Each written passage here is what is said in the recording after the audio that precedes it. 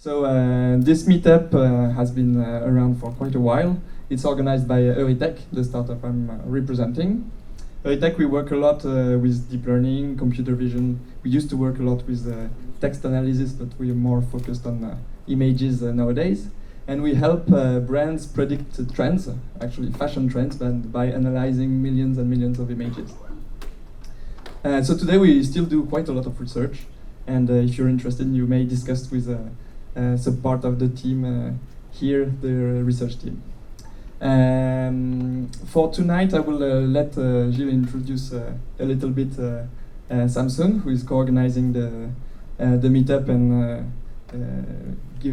lending us this magnificent place. So this is super cool. Thank you very much.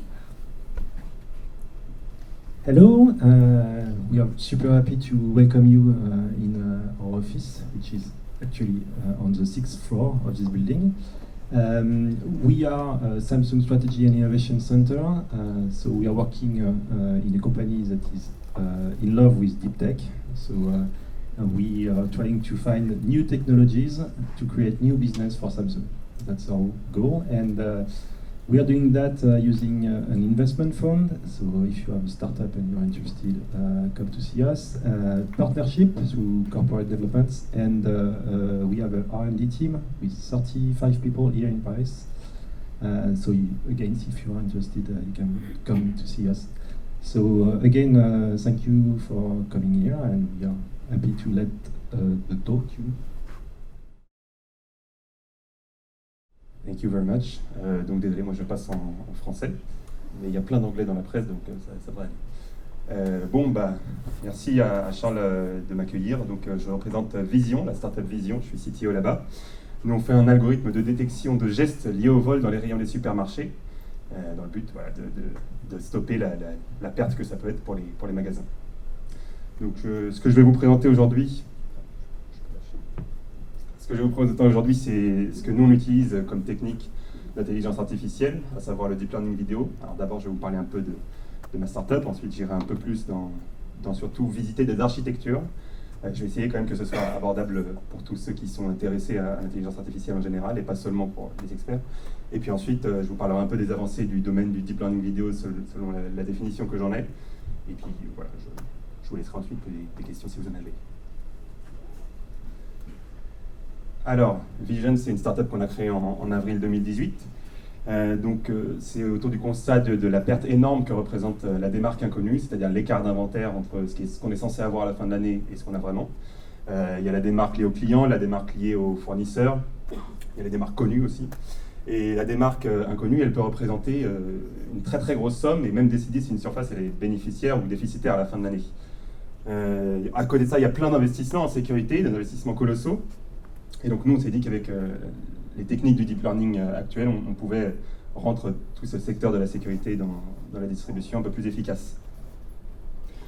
Alors aujourd'hui, Vision, on a 450 heures annotées ou labellisées dans notre base de données, dont 100 heures de vol, donc de gestes liés au vol. On est implémenté dans 5 magasins qui testent actuellement la solution et on trouve un vol par jour dans ces magasins, ce qui représente, selon nos estimations, 50% des vols à trouver. Après, il y a aussi la question de faire en sorte que ça coûte le moins cher possible à déployer pour être parfaitement rentable, mais on a déjà quand même un certain niveau de maturité. Alors, je vais vous parler un peu plus de ce qu'on fait chez nous, notre algorithme. Donc, notre algorithme, c'est un algorithme de détection de gestes liés au vol dans les rayons des supermarchés. Je dis liés au vol parce que ce n'est pas des vols. Un vol, c'est quand quelqu'un prend un produit et s'en va sans payer. Nous, on fait vraiment les gestes liés au vol. On n'est pas non plus sur l'anticipation de qui va voler, détecter les voleurs, on est sur détecter les gestes de vol. Parce qu'il y a des startups qui essaient de dire, tiens, ce mec-là, il a l'air chelou, c'est un voleur. Non, nous, on a ce geste-là de prise, comme vous voyez, d'un produit dans un rayon. Et puis ensuite, là, donc c'est des simulations dans la poche arrière, mais ça peut être dans le caleçon, ça peut être dans la veste, dans le t-shirt, voilà. Alors, pour réaliser ce problème, pour essayer de le résoudre, il faut employer des techniques de deep learning vidéo. Alors, je vais vous dire exactement ce que je considère, moi, ma définition du deep learning vidéo ce soir, et je vous dis tout de suite qu'elle n'est pas exhaustive, qu'il se passe plein d'autres choses aussi, mais c'est pour un peu cadrer la discussion.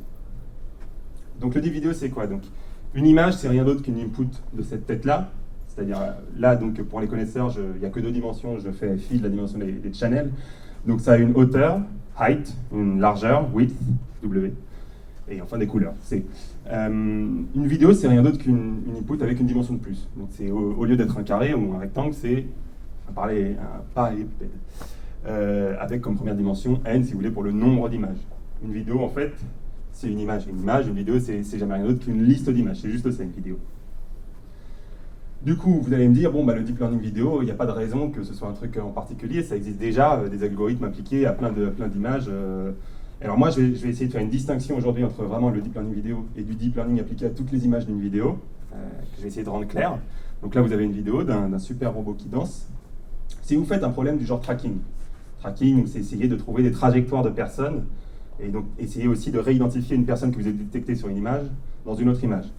Vous pourriez me dire, tracking, c'est du deep learning vidéo. On met des algorithmes sur des images, des détecteurs ici, qui vous sortent des localisations, et puis après on a un tracker, qui peut fonctionner de manière assez complexe, on ne va pas rentrer dans les détails. Et ce tracker-là, quelque part, il sort un résultat pour une vidéo. Donc c'est du deep vidéo. Alors moi, dans ma définition ce soir, je vais écarter ce genre de situation. Pourquoi ? Parce que si vous voulez, dans un algorithme de tracking, souvent ce qu'on va avoir, c'est que la partie tracker, elle n'est pas dérivable.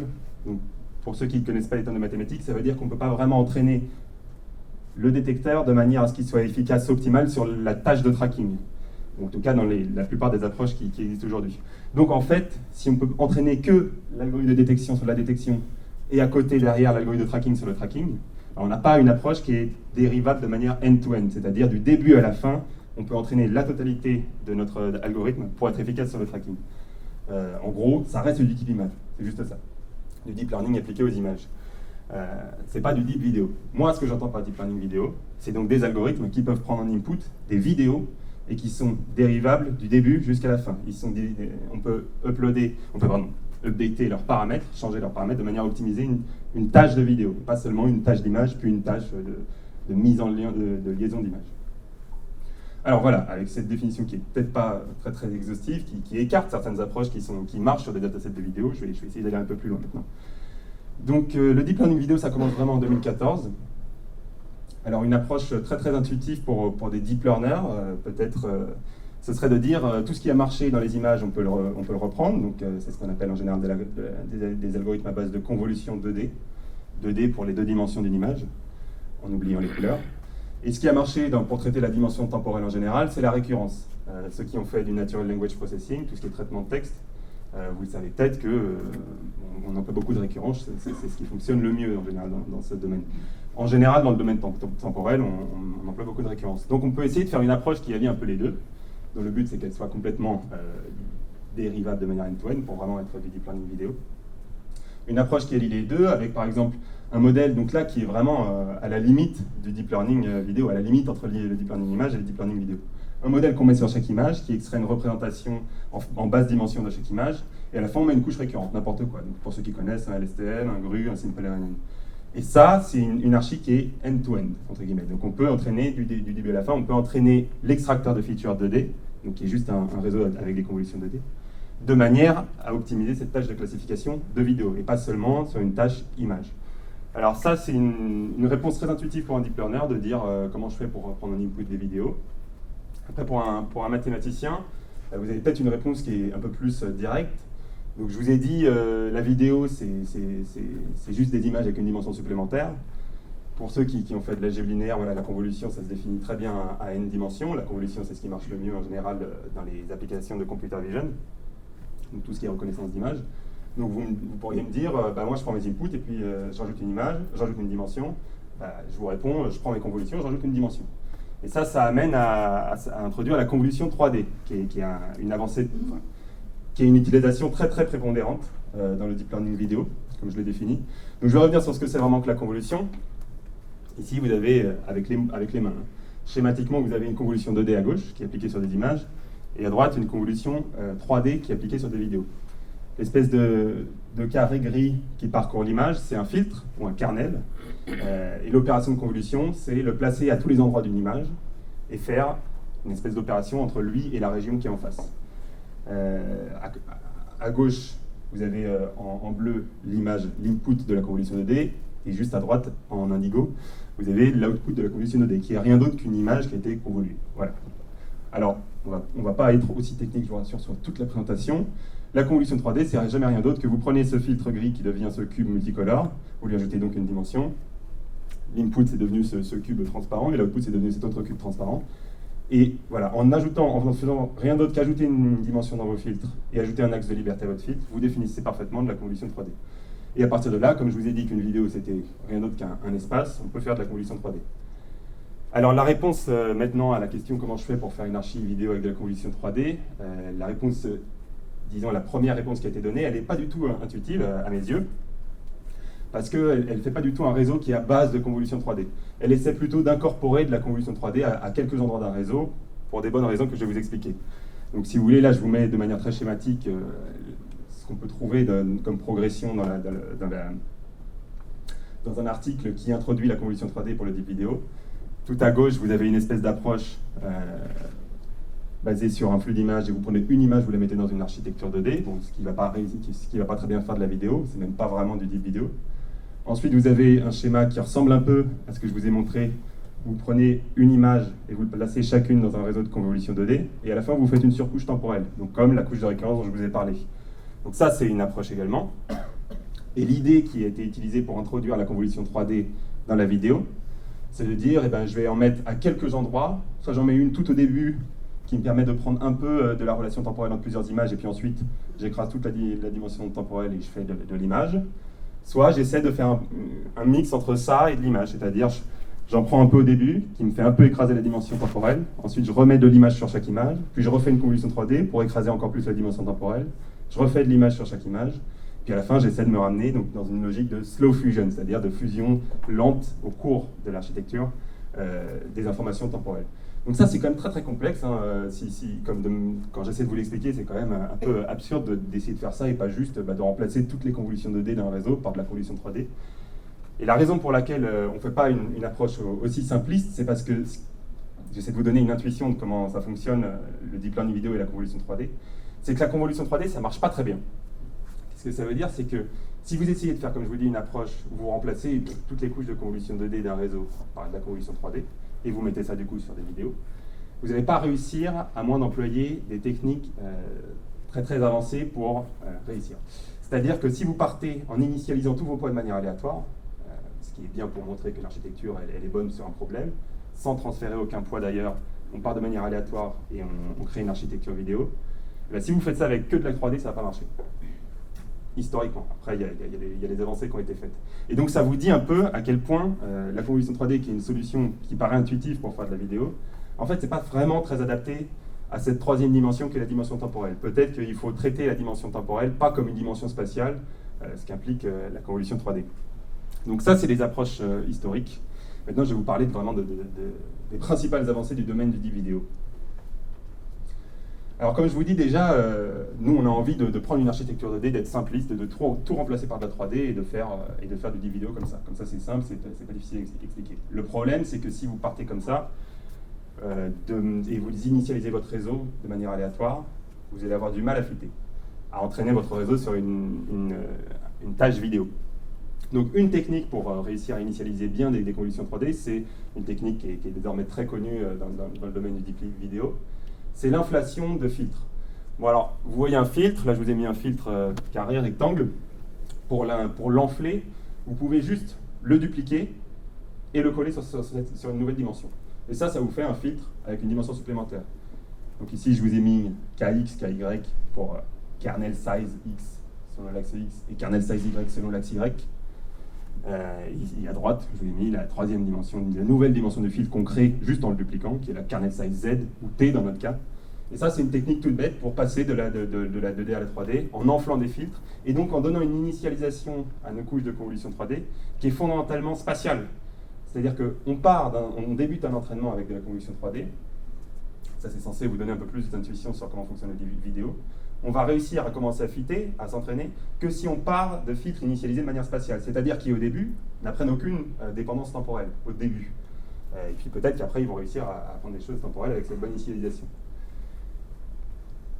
Alors la 3D, donc voilà, une fois qu'on a défini bien de la convolution 3D, on peut juste, comme je vous ai dit, prendre une archi standard et puis remplacer partout où il y a écrit 2D dedans, dans votre framework, si vous utilisez TensorFlow, PyTorch, je ne sais quoi, vous remplacez 2D par 3D, ça marche. et avec cette technique d'inflation. Alors la 3D, donc je ne pouvais pas parler de 3D sans parler de pseudo 3D. Donc la 3D c'est quand même quelque chose qui est très complexe. Souvent on dit, voilà, ce qui n'est pas du tout satisfaisant, c'est cette histoire de on ne peut pas fitter from scratch, c'est-à-dire en partant de rien, en initialisant le réseau de manière aléatoire. Ce qui existe, c'est de décomposer la 3D en deux tâches, une 2D et une 1D temporelle. Alors je ne vais pas rentrer dans les détails, mais en gros, vous pouvez décomposer vos filtres 3D en un filtre 2D et un filtre 1D, et dire que fondamentalement, c'est comme si vous aviez fait de la convolution 3D, mais avec une contrainte de rang sur le filtre, de telle manière à ce qu'il soit exprimable comme un produit de deux filtres, ou une somme de deux filtres, comme cela. Donc ça, c'est une grosse avancée dans le milieu du vidéo qui permet de pas mal décomposer le problème, et qui est censé vous dire également que c'est intéressant, parce que ce qui nous permet de mieux faire des deep vidéo, c'est fondamentalement, peut-être à une granularité plus fine, mais quand même, de décomposer le problème en un problème spatial puis temporel. C'est intéressant à noter. Alors, il y en a beaucoup d'entre vous qui doivent se dire, bon, la convolution 3D ça marche pas, j'ai présenté une archi avec de la récurrence, mais elle était quand même très simpliste. On doit quand même pouvoir utiliser de la récurrence dans ce cadre-là, avec une approche un peu plus intelligente. Alors oui, c'est possible. Donc d'abord, je vous fais un petit laïus sur la récurrence. Qu'est-ce que c'est la récurrence? C'est un ensemble de couches qui sont utilisées dans des réseaux pour faire d'autres applications, souvent pour faire des time series, donc des données temporelles, souvent pour faire du natural language processing, du traitement de texte, parce que ça permet particulièrement bien de prendre en input des mots ou des représentations de mots. Et en général, ces représentations de mots que vous pouvez voir ici, en vert, c'est des vecteurs. C'est rien d'autre qu'un vecteur, c'est-à-dire une array à une dimension. Donc c'est pas une image. Une image, c'est pas un vecteur. Une image, c'est plutôt une array à deux dimensions, si vous voulez.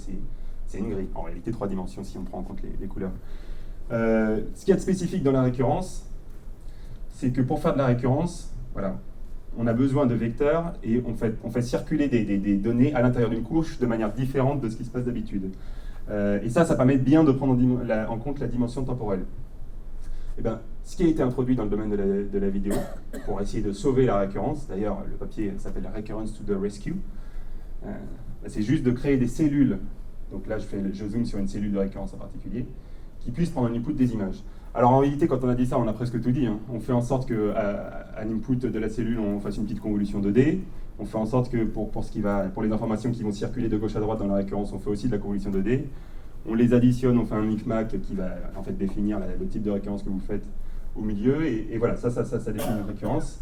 Et c'est possible du coup de prendre toute une archi, de mettre des récurrences convolutionnelles partout, donc de prendre une archi qui aurait été complètement 2D et de remplacer tout ça par des couches de récurrence convolutionnelle 2D qui permettent du coup de prendre en input plusieurs images avec une archi qui a la base d'image.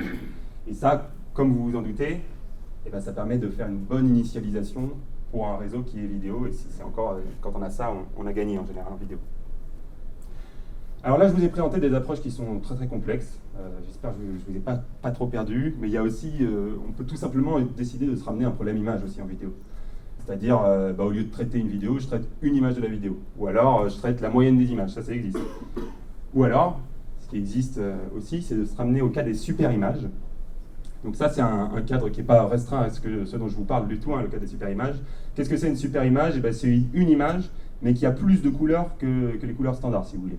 Au lieu d'avoir juste le rouge, le vert et le bleu, on peut lui rajouter d'autres channels, d'autres canaux. Pour la vidéo, ce qu'on va faire comme technique de super image, c'est qu'on va prendre toutes les images ici. Donc là, j'ai une liste d'images qui constituent ma vidéo.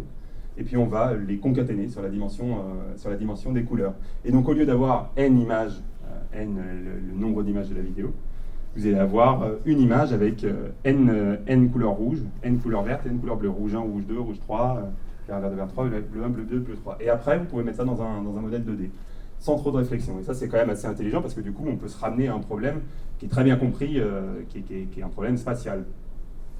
Alors pourquoi je veux parler de ça? Parce que c'est lié au deep vidéo, dans le sens où il y a des archis qui ont été state of the art, donc qui ont été les meilleurs sur des datasets vidéo qui ont employé de la super image. Mais en plus, parce que la super image, c'est aussi un cadre qui permet de définir, qui permet de bien créer des images d'optical flow. Alors, on ne pourrait pas faire du deep vidéo sans parler d'optical flow. L'optical flow, c'est simplement le flux optique, c'est une feature qu'on sort des vidéos. C'est intéressant parce qu'elle est jolie à visualiser. Donc, dans le problème de l'optical flow, vous prenez deux images, et vous allez faire ce processus sur toutes les paires d'images de la vidéo. Vous prenez deux images, et vous essayez de trouver le champ de déplacement de tous les objets sur cette image. Donc un champ de vecteur qui quantifie juste pour chaque pixel dans la première image, quel est son déplacement, quel est le déplacement de la partie de l'objet que montre ce pixel dans l'image suivante. Donc c'est rien d'autre que pour chaque image, en fait, une nouvelle image, un champ de vecteur qui correspond au déplacement entre deux images, qui aurait que deux couleurs, un dx et un dy, si vous voulez. Donc je mets un peu de formule pour les mathématiciens, mais ça c'est l'optical flow, c'est une nouvelle image fondamentalement, avec une hauteur, une largeur également, et qui quantifie le déplacement de tous les objets, selon x et selon y, qu'on a vu entre deux images. Donc vous extrayez l'optical flow sur toutes les images, les paires d'images consécutives d'une vidéo, et vous pouvez battre largement les états de l'art qui existent dans les compétitions de vidéo.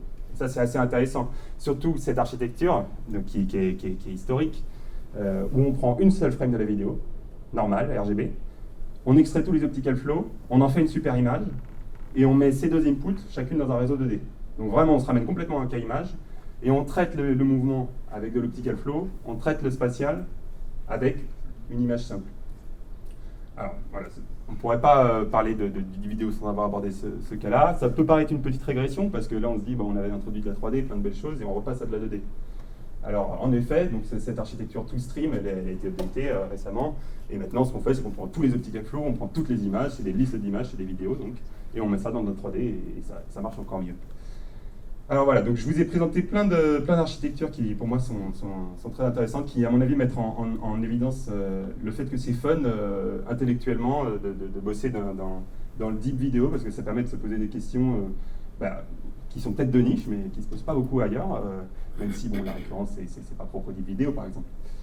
Maintenant, je vais vous parler d'une architecture qui n'est pas forcément encore complètement officiellement celle qu'il faut citer dans tous les papiers, mais que j'aime beaucoup, qui est très complexe, qui est assez complexe en tout cas, qui est aussi à deux branches, qui s'appelle les slow fast network, donc il y a une petite absurdité dans l'architecture, qui est encore à deux branches, mais qui cette fois, au cours de l'architecture, fait de la fusion un peu plus intelligemment que juste à la toute fin, comme on a vu dans les ToStream LSTM, dans les ToStream network.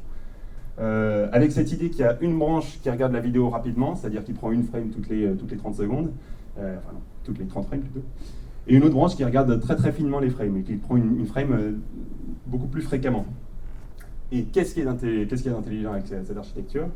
Déjà, quand elle sort, elle bat beaucoup de modèles qui utilisent de l'optical flow alors qu'elle n'en utilise pas.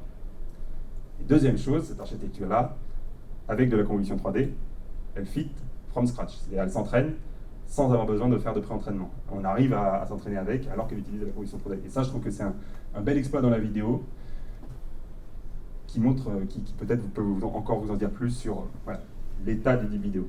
Alors je vais terminer là-dessus. Donc là, je vous ai beaucoup parlé d'architecture, et je pense que vous savez très bien que c'est pas tout dire que de parler de l'architecture. Quand on parle d'architecture, quand on parle d'un domaine de l'intelligence artificielle, bien sûr, il faut parler des bases de données qui existent, les plus connues. J'ai choisi de ne pas axer la discussion là-dessus pour pouvoir ouvrir un peu de terrain sur un sujet en particulier. Et moi, je vous invite à vous y intéresser parce que c'est un sujet qui me passionne. Et enfin, je voulais vous dire, moi, je pense qu'aujourd'hui, dans le deep learning vidéo, on en est encore à des étapes très, très préliminaires. Par exemple, pour tout ce qui est de la détection temporelle, c'est-à-dire de localiser une action dans une vidéo. Alors, je prends des pincettes quand je dis ça, parce que je sais très bien qu'il y en a qui bossent dans la deep vidéo qui pourront me dire non, c'est pas vrai ce que tu dis. Et donc, je vous invite à après venir me parler pour que je clarifie. Mais aujourd'hui, quand on fait de la vraie détection temporelle à mes yeux, on en est réduit à une étape qui est très, très préliminaire, qu'on peut rapprocher à ce qu'on a fait dans la détection spatiale en images, c'est de faire de la classification de toutes les vidéos consécutives qu'il y a dans une vidéo. Et ça vous dit, donc comme dans le spatial, historiquement, on a commencé par faire de la classification de toutes les positions où on pouvait placer un modèle dans une image. Et ça vous dit à quel point, pour moi, le champ du deep learning vidéo, il est encore assez début. Je vous remercie beaucoup.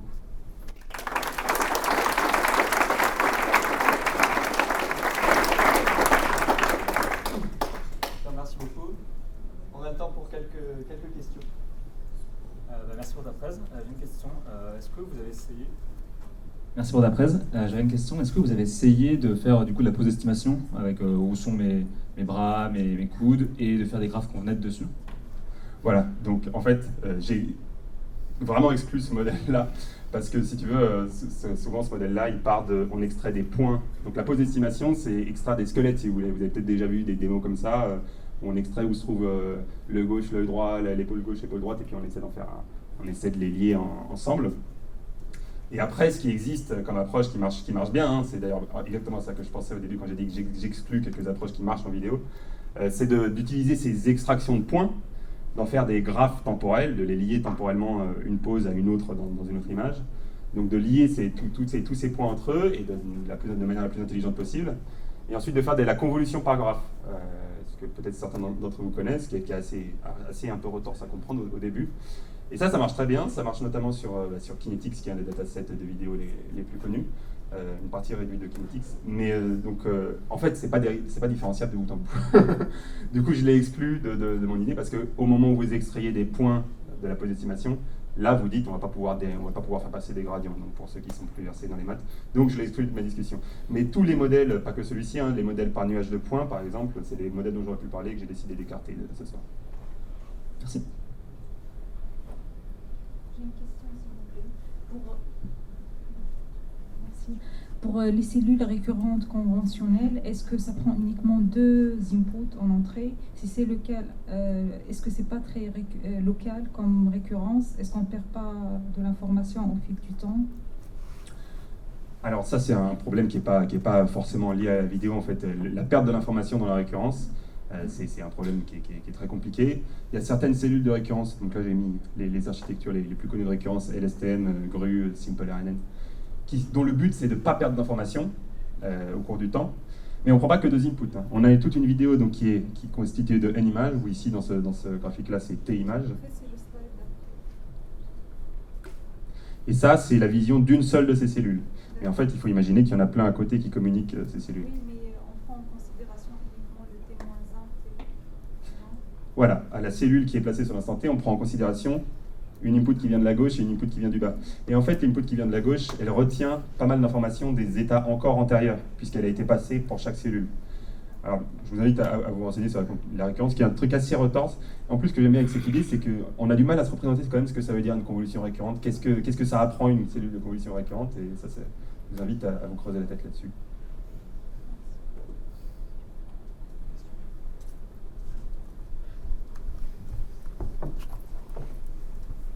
Merci. Est-ce que tu pourrais nous donner une intuition du niveau de performance qu'on a avec l'état de l'art en deep vidéo? Par exemple, une tâche qui est bien maîtrisée et à contrario, une tâche où c'est actuellement encore très difficile.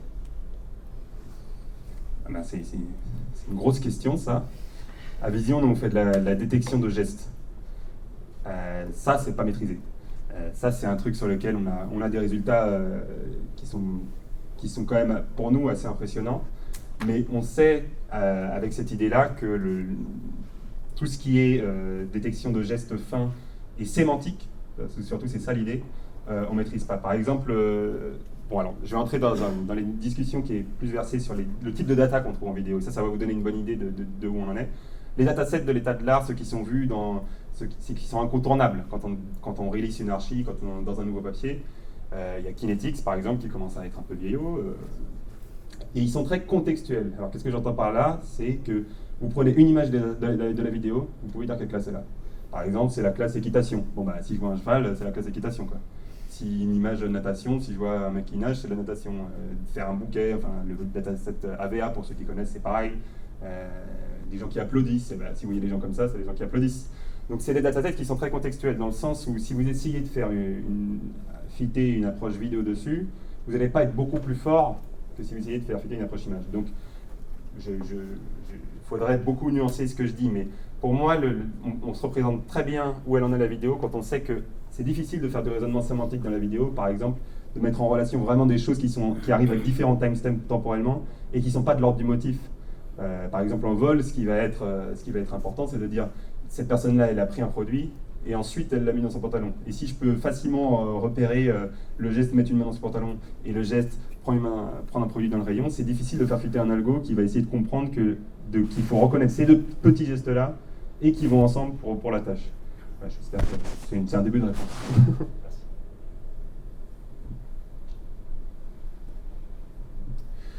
Hi, thanks for the talk. So I have a pretty long question, actually. Okay. So I want to ask you about the real-time capabilities of this kind of networks. So especially 3D convolutions are heavy. So also to ask if you have real-time constraints in your work specifically.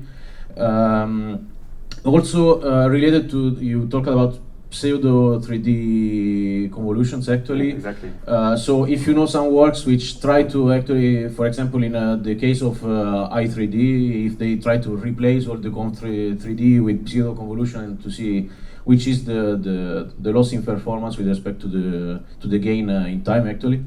And another question actually, if you can answer it actually, in your case of detecting if someone is stealing at a supermarket, for example, is your task related more to, I want to know in this video if someone is stealing, so if there is more than one person, you need still a human operator which has to say, no, it's this person which is stealing actually, or you have a video embedding and then you have also a detection after that. So like you need a region proposal on your video embedding, so also to detect really the bounding box of who is stealing the thing. And so in this case, it's even heavier like as a network. So yeah. Yes. Okay, so it's a very large question, and yes. Maybe to answer completely, I'll need to talk to you afterwards. But to stay, to at least say something. So the real-time part of doing 3D convolution is really tedious.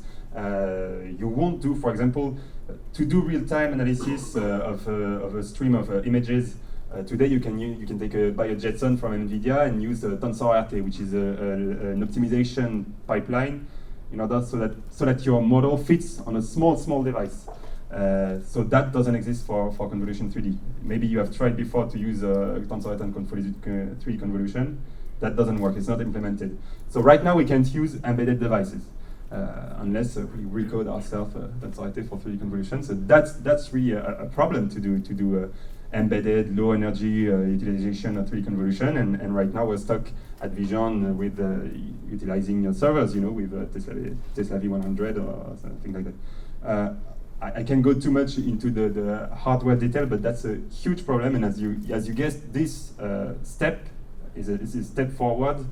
Pseudo 3D is a step forward that resembles very much some architectures that you can find which use separable convolutions like Xception and MobileNet. And so that's a step forward that could maybe someday lead to a good logical software implementation with software like TensorRT, but that's really a big problem, and I don't have really a solution for that today. Hopefully we will surf on a trend that will make 3D convolution go easy on devices.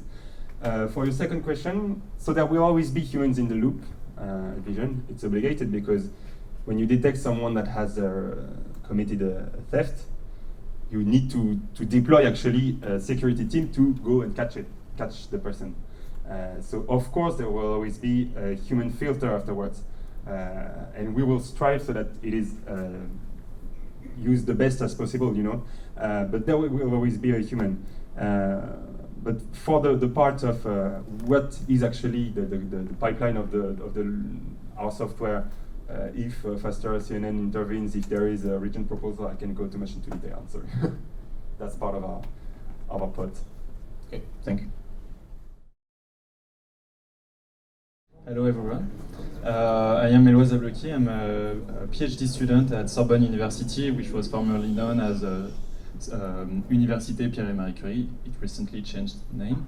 And I was an intern at Eurytech 3 years ago. So the presentation is called Context-Aware Zero-Shot Learning for Object Recognition.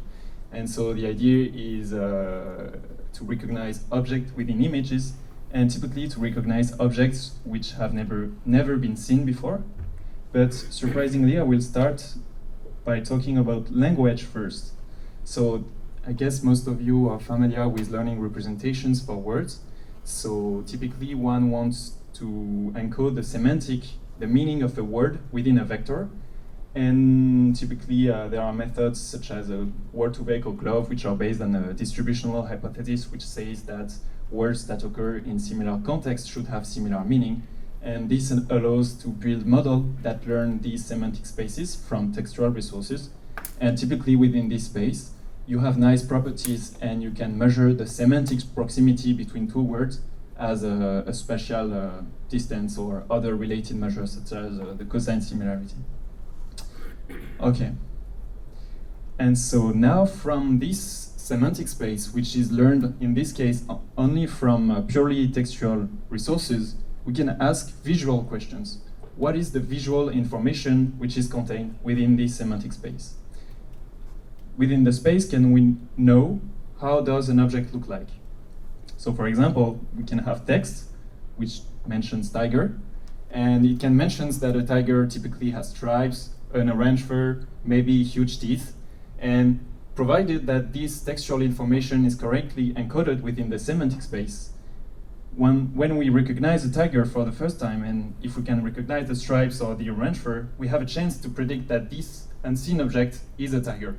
So this is the idea behind zero-shot learning. So this is a computer vision task, but it needs to leverage auxiliary knowledge such as linguistic knowledge. So let's formalize this a little bit.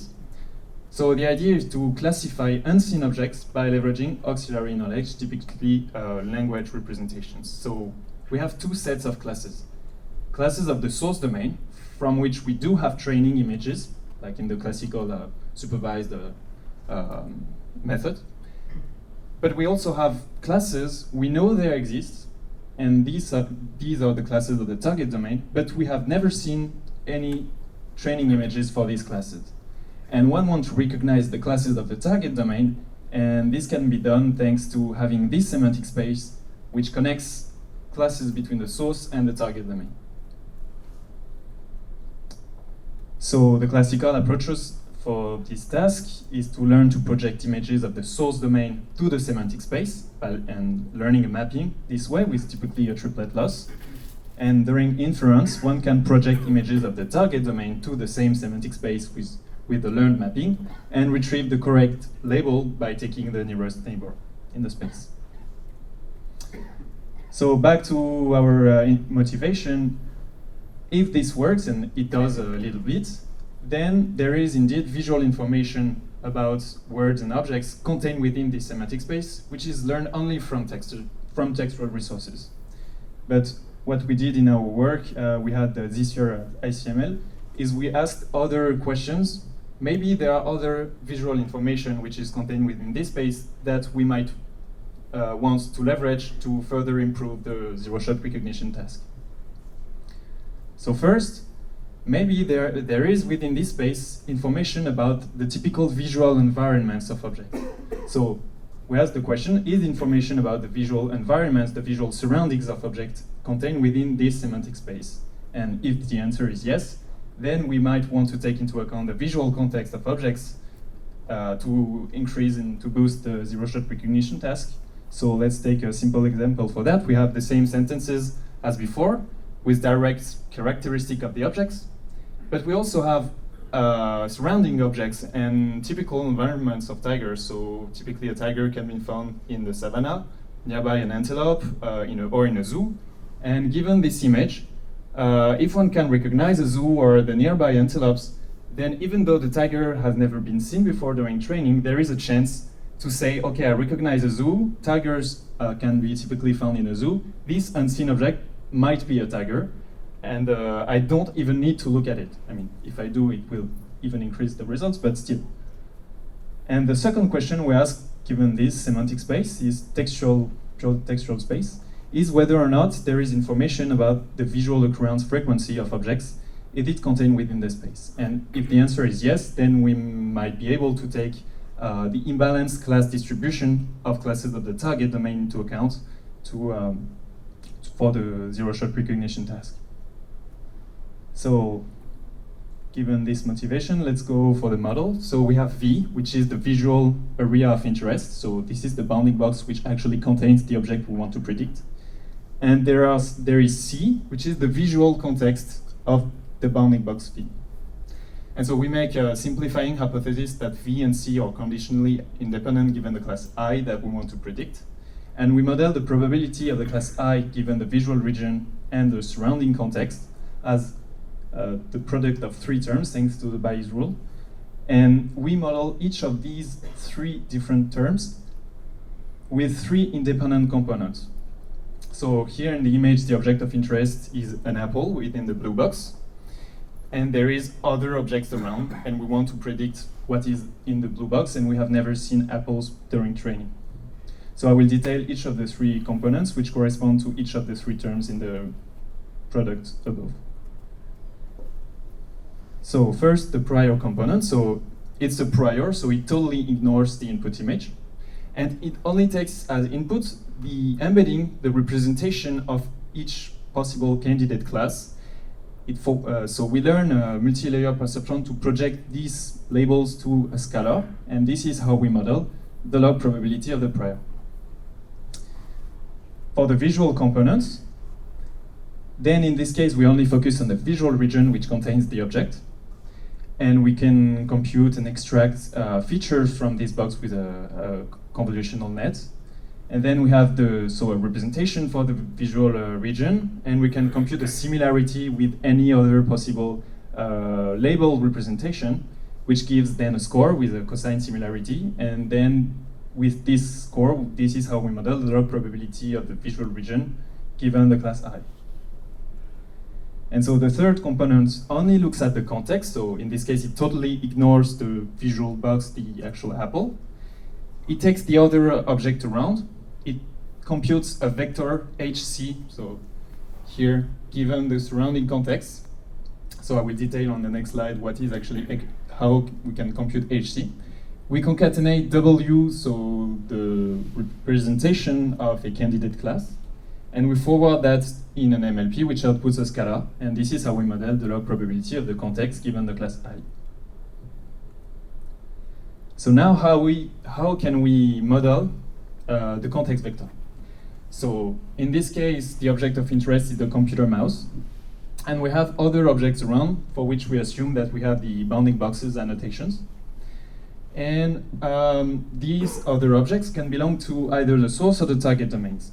If they come from the source domain, then we can assume, so in the case of the red boxes, we can assume that we know what are their labels, and we can represent these other objects as the representation, let's say the word-to-vec representation of the labels, and so we end up with several vectors. Or what we can do, we can just take features, visual features from these boxes with a convolutional net, and again we have vectors. And there might be also other objects from the target domain, the green boxes. So in this case, since they are objects of the target domain, we cannot assume, and that would be cheating to use their labels, right? So instead, what we can only do is take visual representations with a conv net.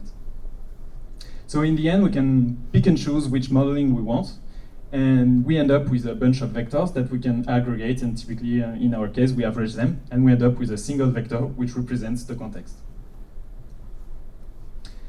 So now that we have modeled each of the 3 components, for learning the model, we can learn that only on the source domain. So this is the domain where we do have the label annotations, and we can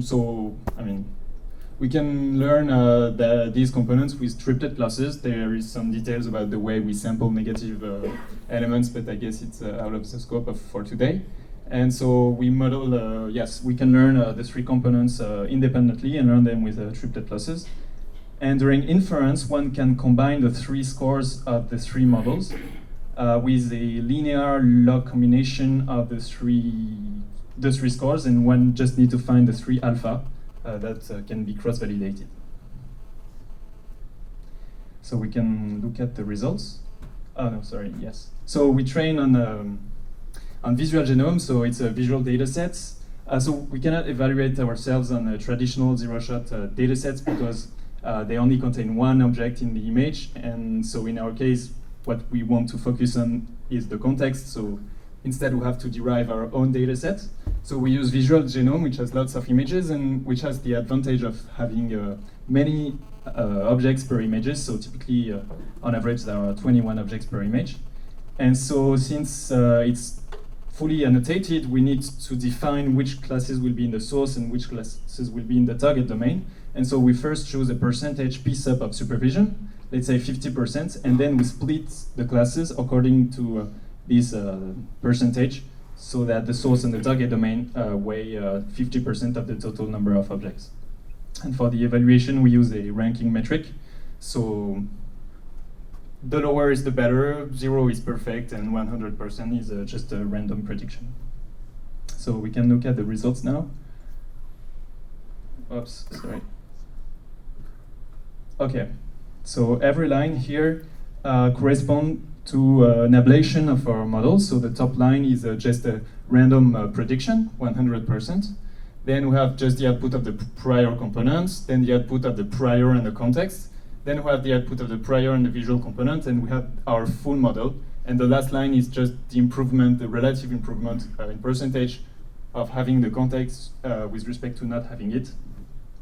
And so our interest is retrieving object of the target domain, and the 3 columns correspond to, so the 10% column corresponds to having, let's say, 10% of the object in the source domain, and so 90% in the target domain, which is a much harder scenario than this one where 90% of the objects are seen, hence 10% are not seen.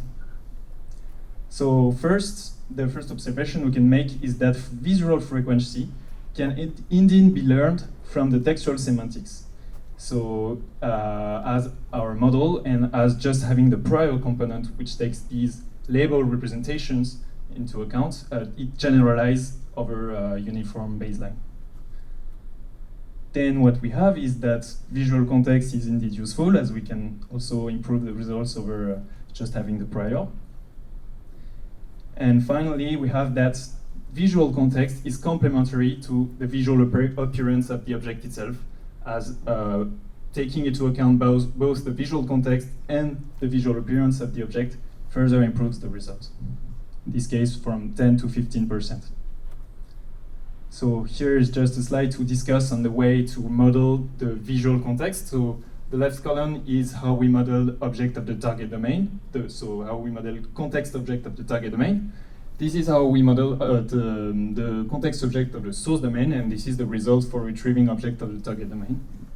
And so what we can observe is that basically the more supervision we have, the better it gets. So typically when bounding boxes are available and that we can crop the surrounding objects and extract features directly from them, it improves the results. When these objects are indeed labeled, so for context object of the source domain, if we use the label representation instead of the visual representation, it increases a bit the results. When more context objects are used, so we all consider simultaneously context object of the source and of the target domain. And finally, when low-level information is used complementarily, so for object of the source domain, that is, we both use their visual representation and the representation for their labels. And so finally, the best model over the model which ignores visual context has a 22% relative improvement for retrieving objects of the target domain. So, okay, here we can see some qualitative results. So the objects to be retrieved are in the blue boxes, and so the first column is the output of the context component. Then this is the output of the visual component, the prior, and on the far right is the output of the global model.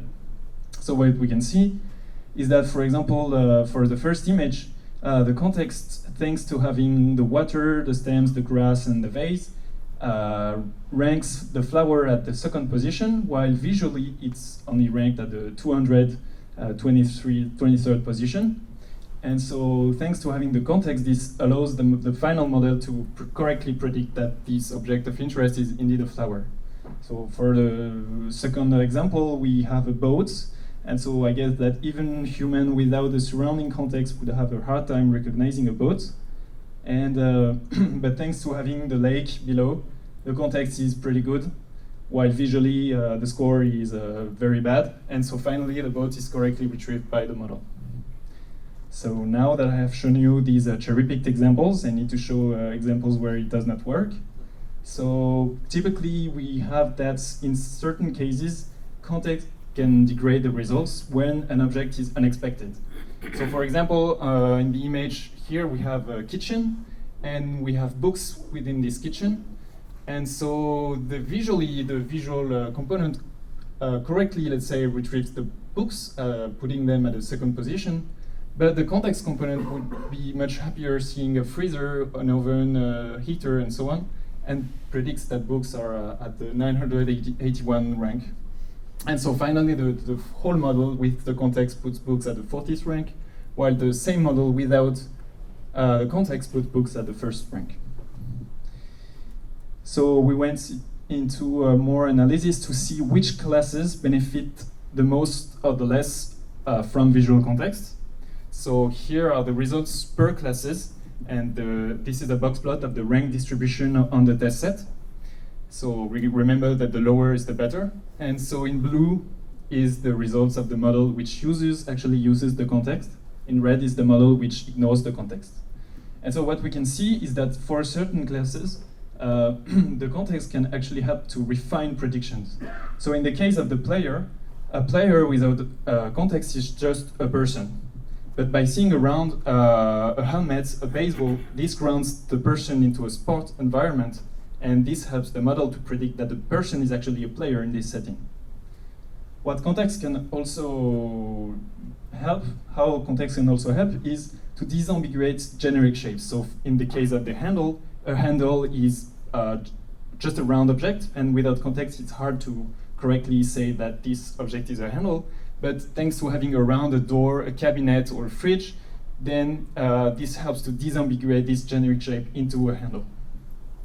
But this comes with some limitations. Typically, we found that objects which have lots of possible contexts, such as house or dirt, benefit less from this context information, and the more unique context an object can have, the lesser is the contribution brought by the context.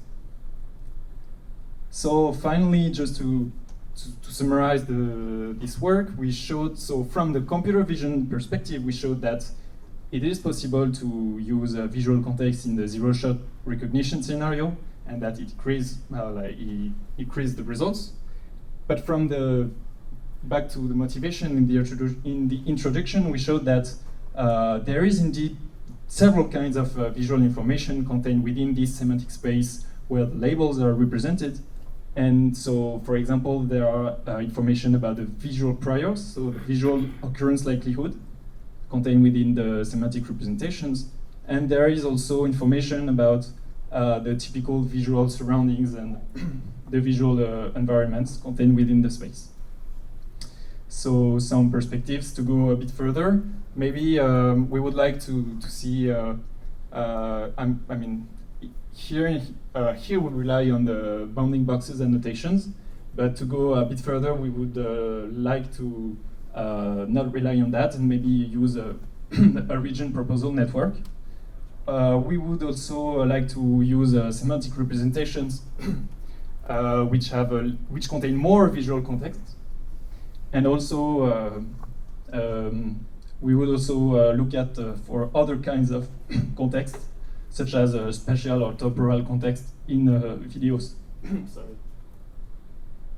That's it. Thanks to my PhD supervisors, and thanks for your attention.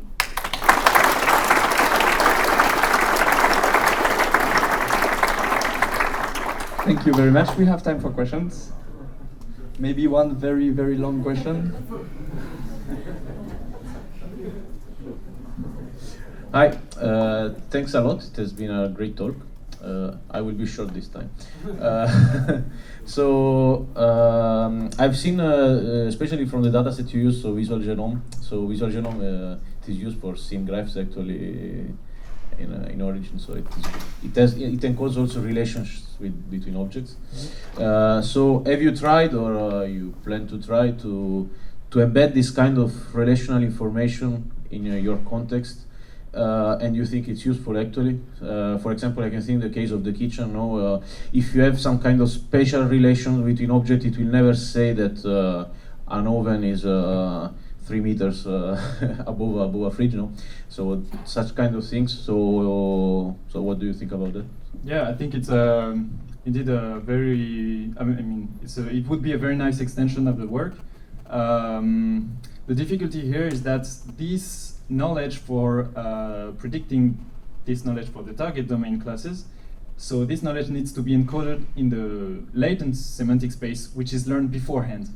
So provided that this is the case, then indeed we could use maybe spatial information, as you say, having or like maybe if we have a computer monitor and we see an object below, probably this is a keyboard, and maybe this is encoded in language beforehand. But that's the, I mean, provided that this is already contained within the semantic space, then yes, we can probably use it, and that would be nice. Okay, thanks. Any more question? So I've got a few. Maybe you can start. Yeah, because the problem is here. If you have all the bounding box, so you said it would be great to have the RPN first. But how would you leverage your RPN? Because if you do not have the bounding box on the target domain, you cannot predict the object at all. Maybe if the object is a desk, you have already seen, I don't know, a table before. Maybe you would have like a domain sheet. The two objects are quite similar, so your RPN would be able to find it. But how would you leverage the fact that the RPN cannot find other objects?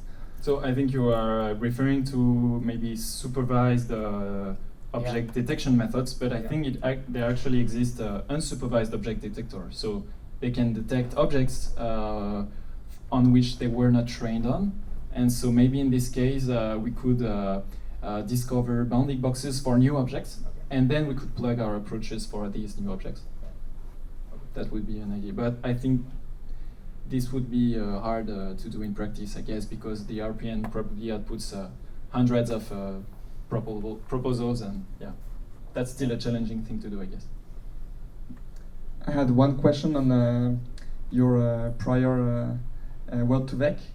Is it very important the way you learned the word2vec? Did you try with other maybe word2vec you learned on other corpus?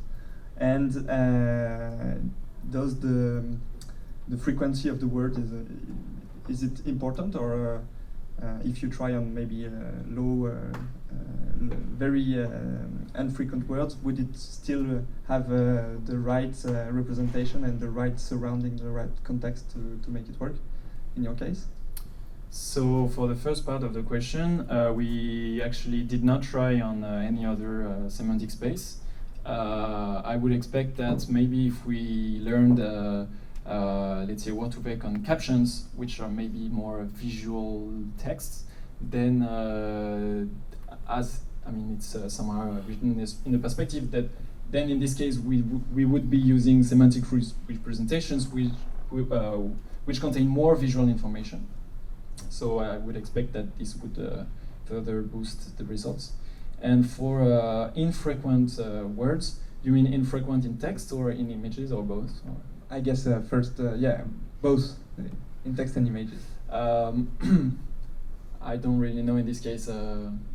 All your classes had were very frequent words?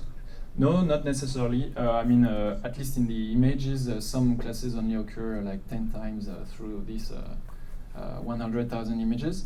But for words, I think it needs a good semantic representation. So maybe infrequent in images is not such a big deal, but at least it needs to have a good semantic representation, I would say. Bonjour, donc nous on va vous présenter une entreprise qui s'appelle Cardiologs. Donc c'est Julien Fontanara, Data Scientist à Cardiologs, et Thibaut Baroyer qui est aussi dans l'équipe de Data Science. Le but de cette boîte, c'est de travailler sur des électrocardiogrammes et de détecter des anomalies cardiaques pour aider les médecins à diagnostiquer des problèmes de rythme dans les électrocardiogrammes.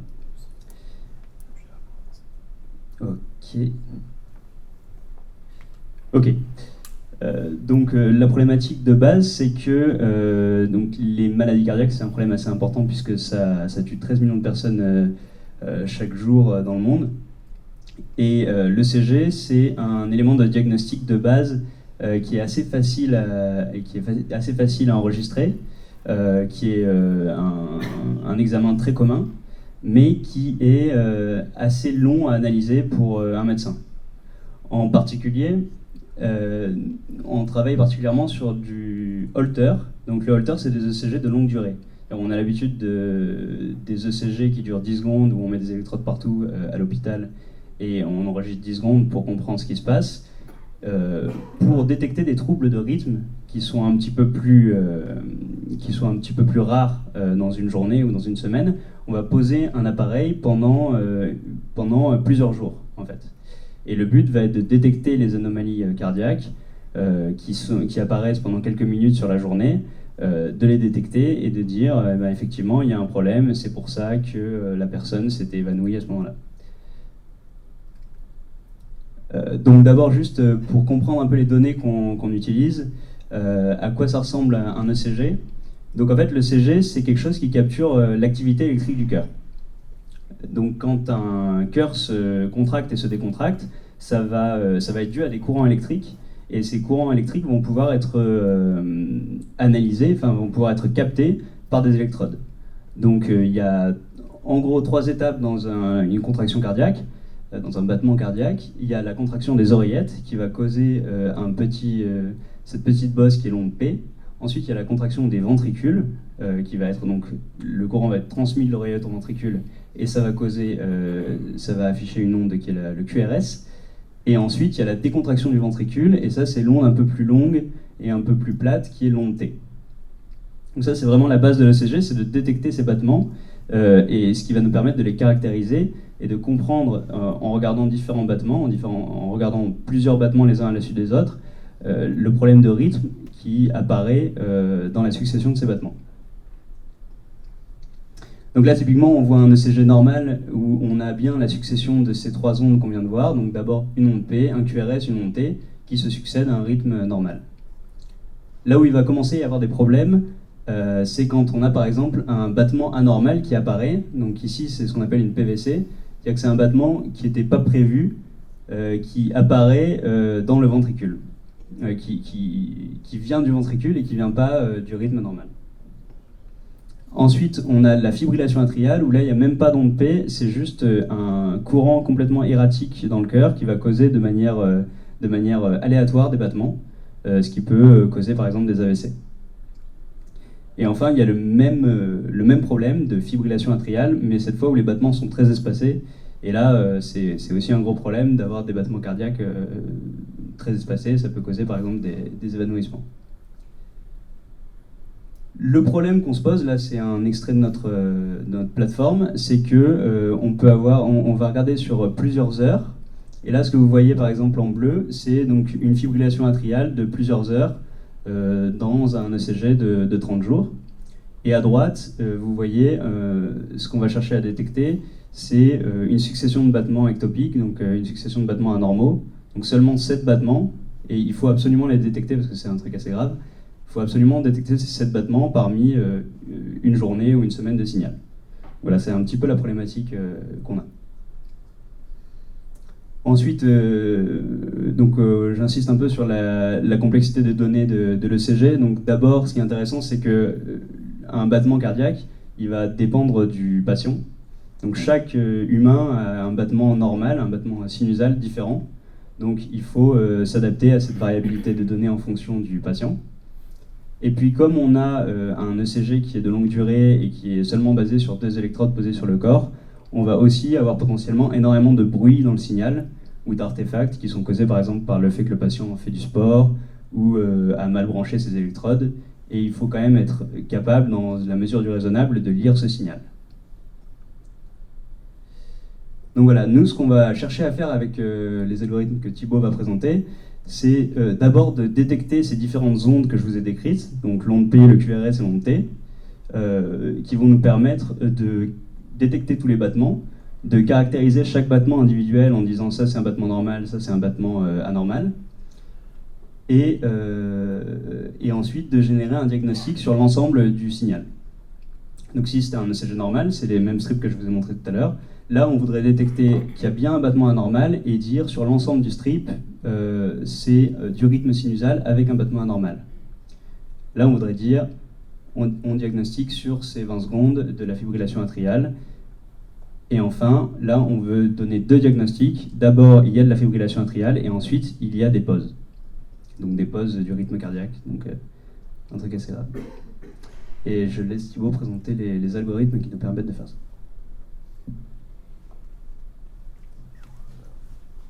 Bonjour. Moi, je vais vous parler un peu des algorithmes qui sont derrière la plateforme. Donc, dans les softwares traditionnels qui sont utilisés par les médecins pour analyser des signaux de 30 jours, ce qui était fait initialement, c'était des méthodes à base de règles. Donc, on allait d'abord essayer de détecter individuellement chaque battement. On ne détectait pas l'onde P, le QRS, l'onde P.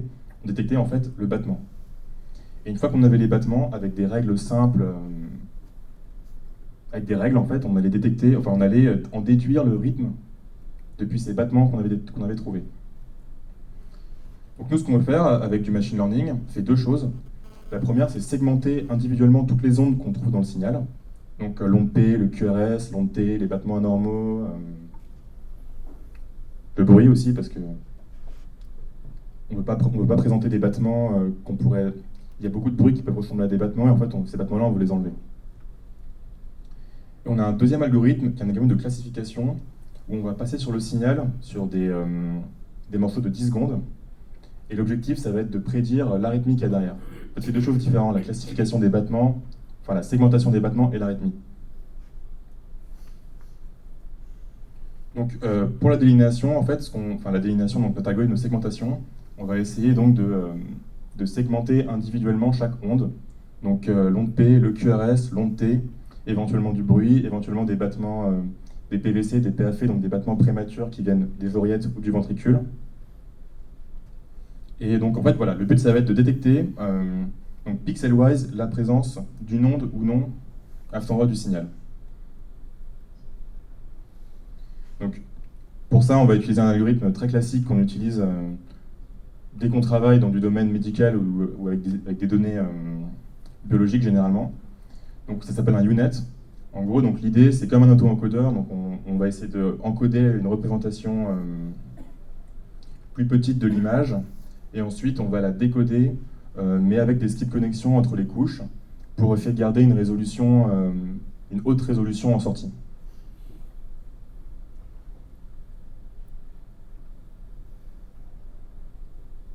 Ensuite, on a notre deuxième algorithme qui est la classification. Donc là, le but, ça va être de prédire le trouble qu'on trouve sur cette fenêtre de 10 secondes. Et donc là, en fait, c'est simplement un CNN classique qu'on peut trouver en détection d'image. Donc on a repris en fait ce qu'on fait en image, qu'on a appliqué à l'ECG. Donc voilà, c'est des méthodes, voilà, RevNet, des modèles comme ça. Et donc voilà, donc en entrée, on prend les 10 secondes de signal, et le but, c'est de prédire une ou plusieurs anomalies, parce qu'on peut avoir plusieurs anomalies, comme Julien l'a dit, parmi ces 10 secondes de signal. Alors, on a un gros problème quand on travaille dans des données médicales, c'est la notation. Donc, c'est des données qui sont rares, il y a des maladies qui sont rares, il y a des trucs qu'on ne trouve pas. Et en fait, c'est surtout très coûteux en temps, mais du temps passé par des experts, en fait. Donc, en fait, c'est les experts qui doivent annoter, c'est très coûteux pour eux et pour nous. Et donc, du coup, on a 2 types d'annotation. La classification, qui est simplement lister les anomalies présentes dans un script de 10 secondes, et la délinéation, où là, c'est des bounding box, en gros, comme sur un dataset comme Coco, par exemple, où là, par contre, c'est vraiment super coûteux en temps. Voilà, c'est très dur d'annoter des données, et c'est aussi pour ça que le UNet est intéressant, parce que c'est un réseau qui fonctionne pas mal sans énormément d'annotation. Voilà. L'autre problème qu'on a aussi, c'est qu'on doit construire des outils en interne pour pouvoir annoter ces trucs-là, parce que c'est pas des trucs qu'on peut annoter avec des trucs open source, parce que c'est des données très particulières et différentes de ce qu'on peut trouver ailleurs, en fait. Un autre truc dont je voulais parler aussi, c'était la réglementation. Voilà, donc nous, on vend un medical device de classe 2. Donc il y a 3 classes, il y a la classe 1, la classe 2, la classe 3, et en fait, c'est trié par ordre de risque pour le patient. Donc par exemple, la classe 3, ça va être un pacemaker. Il y a un réel risque direct pour le patient si l'appareil a un problème. Donc nous, on est un device de classe 2, parce qu'en fait, il y a toujours un humain qui va vérifier derrière ce que l'algo sort, en fait. En fait, nous, ce qu'on propose, c'est du gain de temps c'est du gain de temps d'analyse pour le cardiologue qui n'a pas à regarder 30 jours de signal. Par exemple, si on faisait du diagnostic automatique sans intervention, en fait, sans intervention humaine derrière, là, on passerait direct en classe 3, ce serait beaucoup plus compliqué. Et donc, pour vendre un produit médical, on a besoin de deux choses, enfin, en Europe et aux États-Unis en tout cas. On a besoin de la FDA en Europe et du marquage CE la FDA aux États-Unis et le marquage CE en France. Et en fait, c'est deux réglementations qui vont complexifier beaucoup le travail parce qu'en fait, on va avoir la nécessité de présenter tout le temps les résultats à chaque modification de l'algorithme pour que ces deux organismes s'assurent qu'il n'y ait pas de risque pour le patient en fait. Donc voilà, on a des datasets internes et externes qui sont présentés à ces organismes et on est tout le temps obligé à chaque release, chaque fois qu'on modifie l'algorithme, on doit s'assurer qu'on ne dégrade pas les performances pour les patients. Donc maintenant, je vais vous parler d'un cas pratique très intéressant qui s'appelle le Wolff-Parkinson-White. Donc ça, c'est une pathologie en fait qu'on a à la naissance, c'est généralement héréditaire. Et en fait, ce qui se passe ici, c'est qu'on a un shortcut, enfin on a un raccourci dans le cœur. Donc en bleu, vous voyez en fait le tracé normal du signal électrique, donc avec le battement qui part des oreillettes dans le ventricule. Et en pointillé, ce qui se passe, c'est on a un raccourci qui fait qu'en fait le ventricule va être excité trop tôt. C'est ce qu'on peut voir en fait sur l'ECG. Là, ce qu'on voit, c'est qu'on a une petite bosse avant le QRS qui en fait correspond au fait que le ventricule est excité prématurément. Donc là, bon, comme ça n'a pas l'air très grave. Mais en fait, le problème de ce truc, c'est que ça peut boucler. Le signal peut réentrer dans l'oreillette et re-rentrer dans le ventricule. Ça peut boucler. Et en fait, si on fait du sport de haut niveau, le cœur va se fatiguer et ça peut provoquer une mort subite et un arrêt du cœur. Donc c'est quelque chose d'important à détecter, au moins pour les sportifs. Sauf que le problème de ce truc-là, c'est que c'est asymptomatique pour 40% des gens. Donc en fait, on va même pas se rendre compte qu'on a ce truc-là. Et s'il n'y a pas de cardiologue qui analyse notre électrocardiogramme, ça va être difficile pour nous de s'en rendre compte. Sauf qu'en plus, une fois qu'on s'en est rendu compte, c'est ablaté d'une façon très safe et très simple, et sans réel risque pour le patient. Sauf qu'en fait, la prévalence, donc la prévalence en fait est très faible. Donc on a environ 4 personnes sur 1000 qui ont cette pathologie. En fait, en tout cas, trop faible pour que les médecins généralistes, les médecins du sport, les urgentistes qui sont amenés à faire des ECG dans des contrôles de routine ou des choses comme ça, se rendent compte qu'un patient possède un Wolff-Parkinson-White. Donc en fait, on peut aller chez le généraliste, on peut faire un ECG avec un Wolff et le généraliste ne le verra pas. Donc il y a un réel gain avec le deep learning pour détecter ce truc-là, pour aider des généralistes qui seraient amenés à faire un ECG à un patient, pour qu'on puisse ensuite le rediriger vers un cardiologue pour l'ablater. Donc notre algo s'est battu avec des médecins pour essayer de détecter la présence ou l'absence d'un Wolff-Parkinson-White sur 360 ECG. Et ensuite, on a comparé les performances à 9 médecins généralistes et 11 urgentistes pour comparer les performances.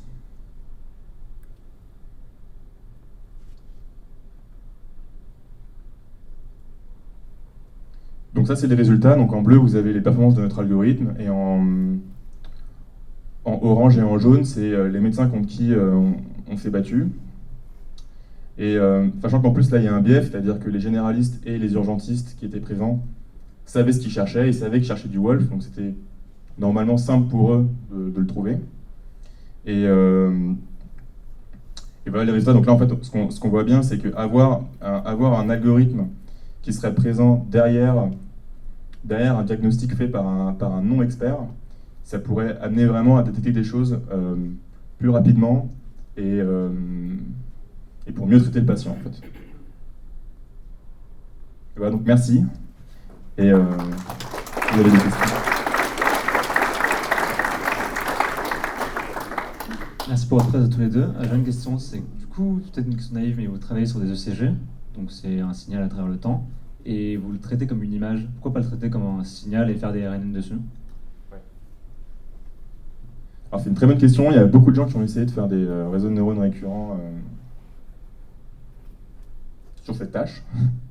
Mais en fait, le problème, c'est que pour pouvoir capter toutes les informations qu'on veut dans un ECG, en fait, on est obligé de garder un signal qui est samplé à 250 Hz par 250 Hz. Donc en fait, avec les problèmes qu'on a cités tout à l'heure, donc le gradient qui disparaît dans les réseaux récurrents, on perd énormément d'informations trop vite, et c'est très difficile d'entraîner ces trucs-là sur ce signal. Super presse, c'est super intéressant, mais il n'y a pas besoin d'avoir un réseau récurrent pour faire des time series, des convolutions sur des... Maintenant on fait des choses un peu différentes de ce qu'on a présenté. Maintenant on a des réseaux, enfin ça pour être honnête, c'était des réseaux qu'on avait il y a 1 an et demi sur la plateforme. Maintenant on fait des choses plus compliquées, mais voilà.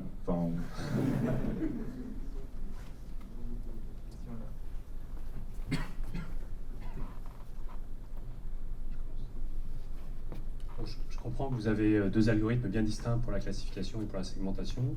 Est-ce que vous avez essayé une approche multitâche où vous mutualisez une partie de l'architecture pour transférer les représentations d'une tâche à l'autre?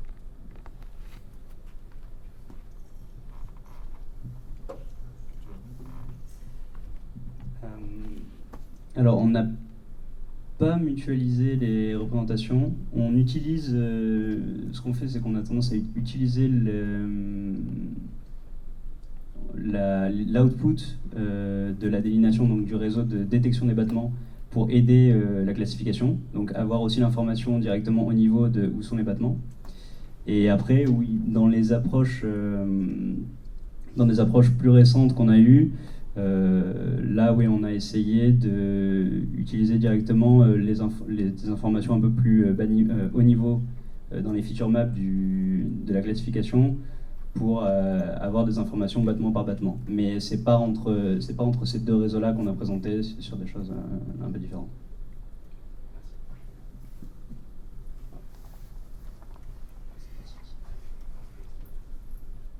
Comme vous l'avez dit, le nerf de la guerre, c'est souvent collecter le jeu de données labellisé, surtout en plus dans les cas où les experts coûtent cher. Petite question, du coup, pour ce cas spécial, est-ce que vous avez justement utilisé des méthodes d'active learning pour essayer d'accélérer la labellisation et proposer à des experts juste les parties qui les intéressent? Est-ce que c'était applicable, ce type de méthode?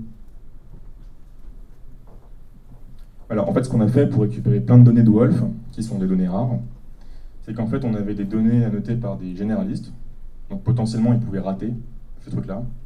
Donc en fait, en analysant les données d'entraînement où le réseau n'était pas trop sûr de ce qu'il disait, mais en fait on a réussi à récupérer beaucoup de données mal labellisées, qu'on a pu ensuite remettre en entraînement en les re-annotant, si tu veux.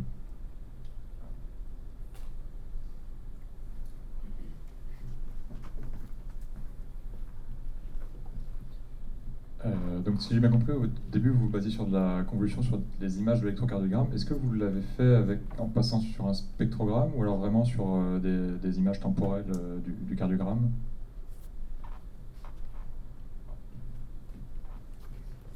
En fait, c'est pas vraiment... oui, ça n'a pas été très clair peut-être, mais on ne fait pas sur les images, on ne fait pas sur une représentation 2D de l'électrocardiogramme, on le fait sur le signal 1D directement. Donc, et un petit truc qu'on n'a pas dit non plus, c'est qu'un ECG, ça a plusieurs voies. Donc c'est aussi un intérêt de la convolution, c'est qu'on traite les channels, les plusieurs voies dans un ECG, donc différentes électrodes, comme les channels RGB d'une image par exemple. Et pour ce qui est d'un spectrogramme ou d'une transformette Fourier du signal, on a dû essayer ça avant que je sois là il y a longtemps, mais ça n'a pas apporté de gain particulier.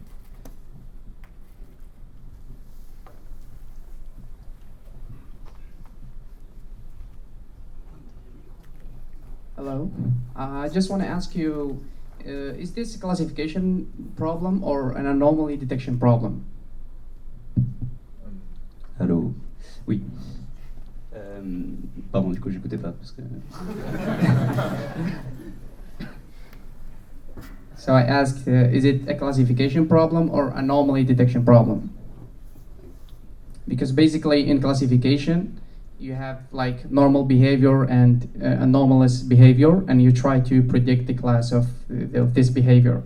But in anomaly, for example, using the famous deep learning model autoencoder, you can like train the model on only the normal behaviors, and when an anomaly happened, it will detect it. So it's not classification, it's anomaly detection.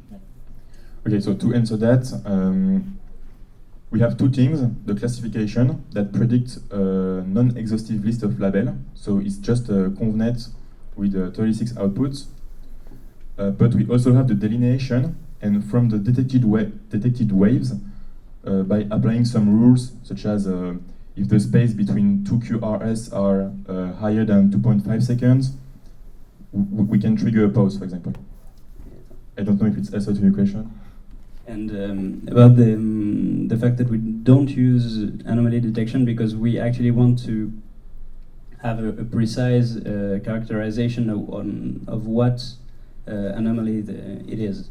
Because, well, the abnormalities in cardiac signal are well known, and the physician expects to find them well specified. And if you just tell them, well, that's not normal, they're not going to be satisfied with the solution. Okay, that's answered my main question. Thank you. The one last question? No? Okay. Thank you very much again. So now we just have a quick announcement, and afterwards we should have the beers and maybe pizzas coming. So before I'll let you, I just wanted to mention that we are hiring, obviously, at Eurytech.